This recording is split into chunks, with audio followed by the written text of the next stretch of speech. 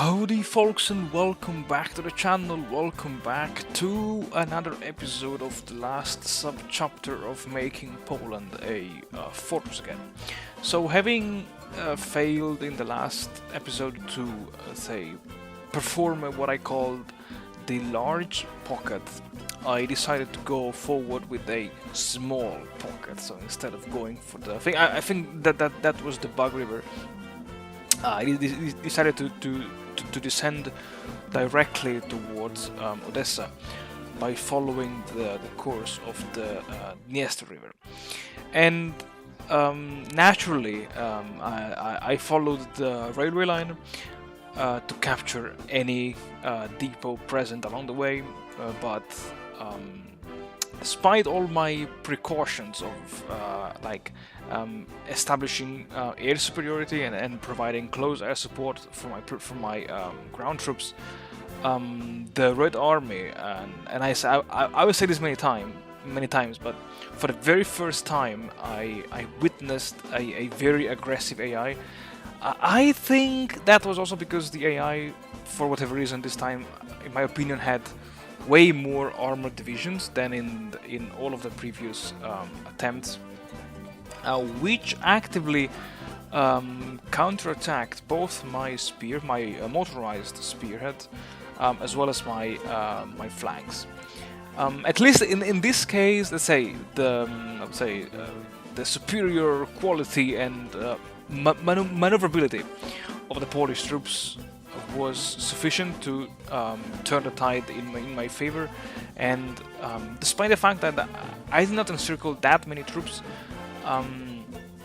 it was still a decent pocket. And notably, also I think for the first time, I had to manually, let's say, start pushing with the infantry to shrink even more the enemy troops and prevent them from, let's say, hovering around and counterattacking my encirclement line with the support of the other divisions which were outside of the pocket. And because, let's say, during this maneuver there was this what I called the Lutsk-Rivne salient, which was right west of Zhytomyr. The most obvious and next phase of the operation was to seal this salient. In some moments I also panicked because, again, despite having super green air, let's say, and my close air support planes flying overhead, the Red Army actively counterattacked, and it was, let's say, I could save the line in the nick of time, because if it was not for the motorized divisions which arrived right on time to save the day, I think I might have been in quite some big troubles. And I waited until I saw that the enemy had a very weak point, just two divisions into one province, to launch the say, operation destined to seal off the Lutsk-Rivne salient. And I had to micromanage also with my normal infantry divisions to prevent the enemy from counterattacking my motorized spearhead. And because of the short distance, the closing of this pocket was relatively easy. I noticed that around that time Japan had entered war against the Allies, and it was exactly at that time when I asked myself, but where are my allies? I mean, okay, I was guaranteed by France and the UK, but and they showed up. I called them in the war against the Soviet Union, and yeah, I was surprised that there was not a single division, Allied division, on the, I would say, the Eastern Front, because Germany was at peace. So yeah, I was very surprised that once again, just like in real life, my allies betrayed me. But yeah, anyway. Having seen that Japan entered the war, I realized, okay, maybe the Allies are busy fighting off Japan in India, and yeah, that turned out to be the case. And having destroyed the last pocket, I kind of felt that the number of enemy divisions was not going down for whatever reason, and so I said, okay, it was now like December 1941. I thought, okay, maybe it's time to just hold the line.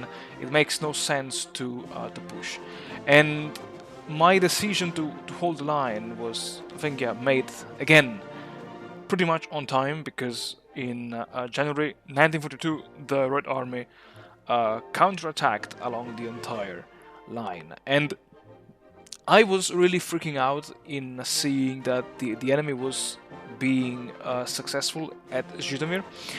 Zhytomyr was and is, let's say, an important point because it hosts a supply depot. So if you capture it and hold it, it's good because you can feed your troops. If the enemy captures it, it's gonna be a big mess because they will be the ones benefiting from that depot, while you will have to struggle a lot, and I mean a lot.